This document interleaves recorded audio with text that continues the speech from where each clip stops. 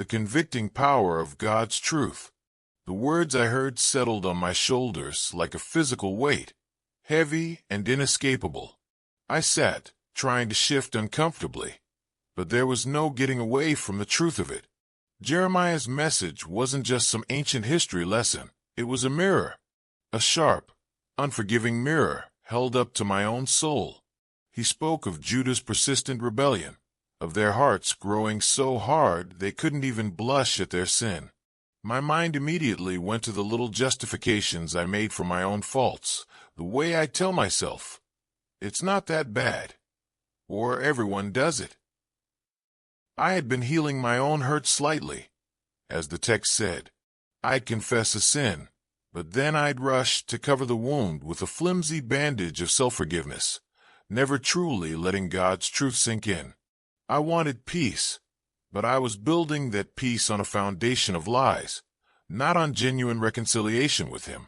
The words, "peace, peace," when there is no peace, echoed in my mind, and I felt a jolt of recognition.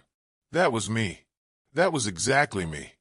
And the part about the birds, the storks and swallows who knew their appointed times, while God's people were ignorant of His judgment, that struck me hardest.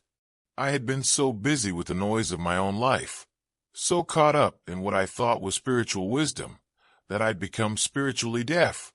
I was just going through the motions, a migratory bird without an internal compass, flying blindly. I had the law in my hands, a Bible on my shelf, but like the scribes, I had rejected its true word in my heart.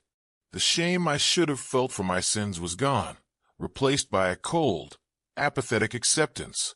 It was in that moment of profound conviction, when the weight of my spiritual blindness and my hard heart felt crushing, that grace broke through. Jeremiah's message wasn't just a condemnation, it was a divine invitation. The grace wasn't a soft-spoken excuse, but the powerful, convicting truth itself. The very fact that I could see my sin, that I was being shown my backsliding, was a gift. God was offering me the ability to know the judgment of the Lord before it was too late. It was a grace to be given a chance to feel shame again, to feel that ache of a repentant heart. I bowed my head and whispered a prayer, not as a formality, but as a desperate, heartfelt plea.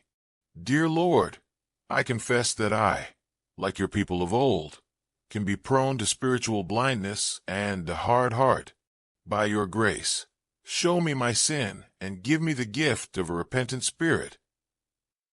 I wasn't asking for an escape from judgment, but for the wisdom to see my own errors and the strength to turn from them. It was a simple act of faith, to believe that this painful truth was not meant to destroy me, but to save me. I was receiving by faith the grace to see my need for a true physician, a real balm for my hurt, a balm that wasn't of my own making, but was found only in Him.